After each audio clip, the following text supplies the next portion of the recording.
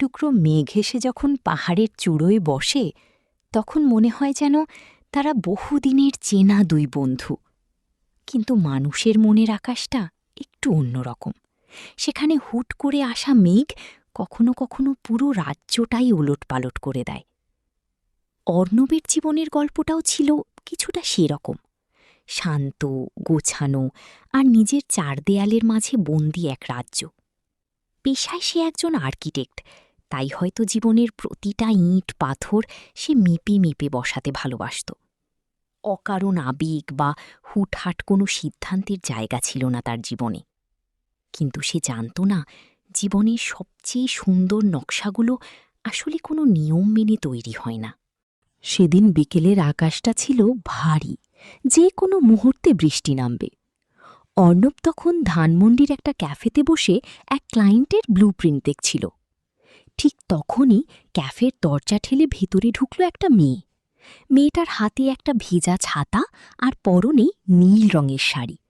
সে ভেতরে ঢুকেই হালকা একটু হেসে ক্যাফের কর্মচারীকে বলল, এক কাপ কড়া করে আদা চা পাবেন, খুব বৃষ্টিতে ভিজেছি। মেয়েটার গলার আওয়াজে এক অদ্ভুত মায়া ছিল। অর্ণব না চেয়েও একবার তাকাল। মেয়েটার চুল থেকে জল টুপটুপ করে ঝরছিল, কিন্তু তার চোখে মুখে কোনো বিরক্তি ছিল না, বরং ছিল এক ধরনের শিশুসুলভ আনন্দ। ক্যাফেতে তখন আর কোনো টেবিল খালি ছিল না। মেয়েটি নিরুপায় হয়ে অর্ণবের টেবিলের দিকে এগিয়ে এলো। আমি কি এখানে একটু বসতে পারি? অন্য কোথাও জায়গা নেই। অর্ণব কিছুটা ইতস্তত করে বলল, হ্যাঁ, অবশ্যই, বসুন।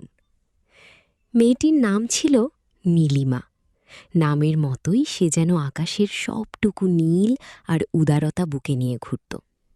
নীলিমা থিয়েটার করত, পাশাপাশি বাচ্চাদের একটা স্কুলে ছবি আঁকা শেখাত। অর্ণবের মতো হিসেবি মানুষের ঠিক বিপরীত মেরুর বাসিন্দা ছিল সে। অর্ণব যেখানে প্রতিটা সেকেন্ডের হিসাব রাখত, নীলিমা সেখানে চলত ফুরফুরে বাতাসের মতো। সেদিনের সেই বৃষ্টির বিকেলের পর তাদের প্রায়ই দেখা হতে লাগল, কখনো সেই একই ক্যাফেতে, কখনো বা চারুকলার বকুলতলায়। অর্ণব প্রথমে নিজেকে কিছুটা গুটিয়ে রাখত, কিন্তু নীলিমার সহজ সরল কথা আর প্রাণবন্ত হাসির কাছে তার ভেতরের সব দেয়াল ধীরে ধীরে ভেঙে পড়তে লাগল। একদিন সন্ধ্যায় রিকশায় করে ফেরার পথে নীলিমা হঠাৎ বলল, আচ্ছা অর্ণব, তুমি এত পারফেক্ট কেন হতে চাও? একটু আধটু ভুল করলে কিংবা একটু এলোমেলো হলে কি খুব ক্ষতি হয়? অর্ণব একটু হেসে বলল, ভুল করলে তো নকশা নষ্ট হয়ে যায় নীলিমা। আমি যেটার উপর নিয়ন্ত্রণ রাখতে পারি না, সেটা আমার ভয় লাগে। নীলিমা অর্ণবের দিকে তাকিয়ে মৃদু হাসল, তারপর রিকশার হুডটা ফেলে দিয়ে আকাশের দিকে হাত বাড়িয়ে বলল, এই যে বৃষ্টি নামছে, এটার উপর কি তোমার নিয়ন্ত্রণ আছে? নেই, কিন্তু দেখো এটা কত সুন্দর। জীবনটাও তো এমন অর্ণব, সবকিছু নিজের নিয়মে চালাতে গেলে তুমি বাঁচতেই ভুলে যাবে। অর্ণব অবাক হয়ে নীলিমার দিকে তাকিয়ে রইল। বৃষ্টির ফোঁটাগুলো নীলিমার মুখে এসে পড়ছিল, আর তার চোখের কোণে জলজল করছিল এক অদ্ভুত আলো। সেই মুহূর্তে অর্ণব প্রথম উপলব্ধি করল, তার এতদিনের চেনা গোছানো সাম্রাজ্যটা আসলে কতটা শূন্য ছিল। তার হৃদয়ের রাজ্যে একজন রানীর খুব প্রয়োজন ছিল, যে এসে তার সব নিয়ম এলোমেলো করে দেবে। প্রেমের পথটা কখনো একদম মসৃণ হয় না। যখন অর্ণব আর নীলিমার সম্পর্কটা এক গভীর অনুভূতির দিকে মোড় নিচ্ছিল, তখনই অর্ণবের পরিবার থেকে তার বিয়ের তোড়জোড় শুরু হল। অর্ণবের বাবা একজন প্রতিষ্ঠিত ব্যবসায়ী।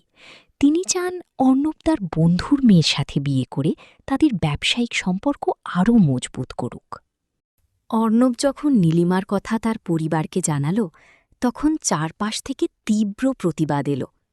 একটা থিয়েটার করা সাধারণ মেয়ের সাথে আমাদের পরিবারের ছেলের বিয়ে হতে পারে না, এই ছিল তাদের সাফ কথা। অর্ণব এক চরম দোলাচলের মাঝে পড়ে গেল। একদিকে তার বাবা মায়ের সম্মান আর কর্তব্য, অন্যদিকে তার জীবনের একমাত্র ভালোবাসা, যে তাকে বাঁচতে শিখিয়েছে। সে নিজেকে আবার সেই পুরনো 4 দেয়ালের মাঝে গুটিয়ে নিতে শুরু করল। নীলিমার ফোন ধরা কমিয়ে দিল, দেখাও করতে চাইল না। কয়েকদিন নীলিমা অর্ণবের এই নীরবতা বুঝতে পারছিল। সে তাকে জোর করেনি, শুধু একটা চিঠি পাঠিয়েছিল অর্ণবের ঠিকানায়। চিঠিতে লেখা ছিল, অর্ণব, হৃদয়ের রাজ্য কোনো জোর খাটানোর জায়গা নয়। সেখানে রাজা আর রানী স্বেচ্ছায় একে অপরের হাত ধরে।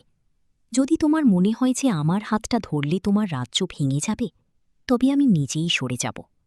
আমি তোমাকে মুক্ত দেখতে চাই, খাঁচায় বন্দি নয়। চিঠিটা পড়ার পর অর্ণবের মনে হল যেন কেউ তার বুকে হাতুড়ি দিয়ে আঘাত করল। সে আয়নার সামনে দাঁড়িয়ে নিজেকে দেখল। এই কি সেই অর্ণব যে নিজের জীবনের সিদ্ধান্ত নিজে নিতে ভয় পাচ্ছে? নীলিমা ছাড়া তার এই জীবনের কোনো অর্থ নেই। এই রাজকীয় বাড়ি, গাড়ি আর সফল ক্যারিয়ার তখন তার কাছে স্রেফ একটা মরুদ্যান মনে হল। সে আর এক মুহূর্তও দেরি করল না।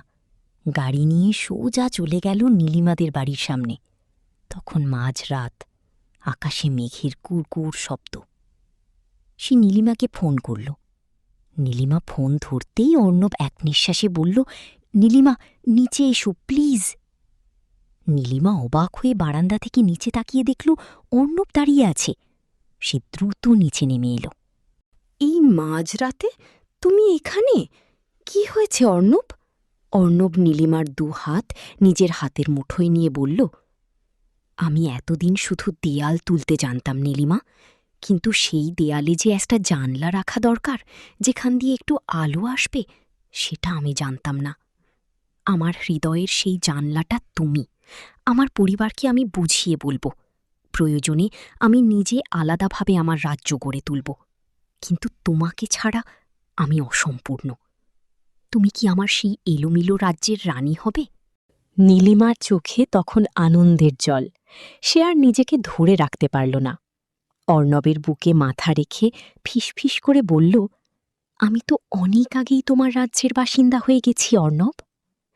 গল্পের শেষটা কোনো রূপকথার মতো জাদুকরী ছিল না, তবে তা ছিল বাস্তব আর সুন্দর। অর্ণবকে অনেক কাঠখড় পোড়াতে হয়েছিল তার পরিবারকে মানাতে, কিন্তু তার দৃঢ়তা আর নীলিমার ভালোবাসার কাছে শেষ পর্যন্ত সবাইকে হার মানতে হয়েছিল। আজকের সকালটা অন্যরকম। অর্ণব আর নীলিমার নতুন ফ্ল্যাটের বারান্দায় নীলিমা চা নিয়ে এসে বসল। অর্ণব একটা নতুন বাড়ির নকশা করছিল। নীলিমা এসে তার কাঁধে হাত রাখতেই অর্ণব পেন্সিলটা সরিয়ে রাখল। কি হলো, নকশাটা শেড করবে না? নীলিমা দুষ্টুমি করে জিজ্ঞেস করল। অর্ণব নীলিমাকে নিজের দিকে টেনে নিয়ে বলল, আমার জীবনের সবচেয়ে সুন্দর নকশাটা তো আমি পেয়েই গেছি, বাকিগুলো একটু পরে করলেও চলবে। বাইরে তখন ঝিরঝির করে বৃষ্টি শুরু হয়েছে। অর্ণবের হৃদয়ের রাজ্যে এখন আর কোনো কৃত্রিম নিয়ম নেই। সেখানে এখন শুধুই ভালোবাসার অবাধ যাতায়াত।